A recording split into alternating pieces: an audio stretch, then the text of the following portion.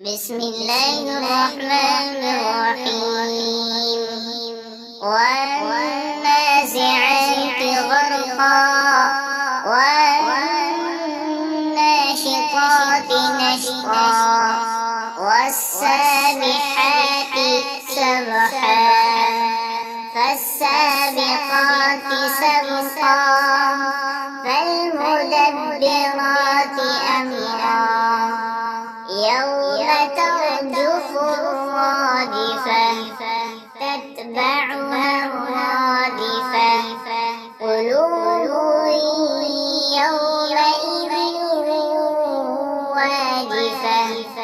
أبصارها خاشعة يقولون أئنا لمردودون في الحافرة أإذا كنا عظاما نخرة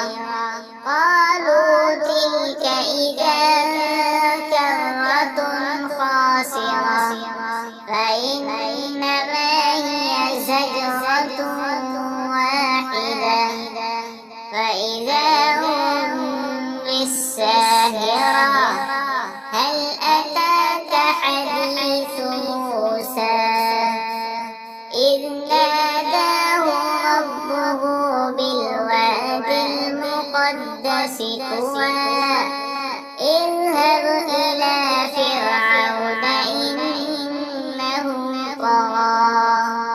فقل هل لك إلى أن تزكى وأهديك إلى ربك فتخشى فأراه الآية الكبرى فكذب وعصى ثم أدبر يسعى فحشر فنادى فقال أنا ربكم الأعلى فأخذه الله نكال الآخرة والأولى إن في ذلك لعبرة لمن يخشى أأنتم أشد خلقا أم السماء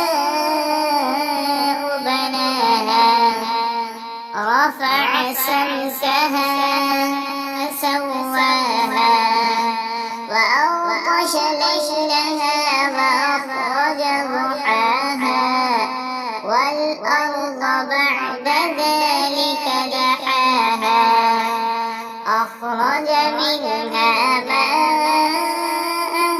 ومرعاها والجبال أرساها متاعا لكم ولأنعامكم فإذا جاءت الطامة الكبرى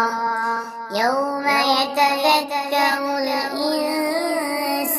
ما سعى وبرزت الجحيم لمن يرى فأما من طغى وآثر الحياة الدنيا فإن الجحيم هي المأوى وأما من خاف مقام ربه ونهى النفس عن الهوى فإن الجنة هي المأوى يسألونك عن الساعة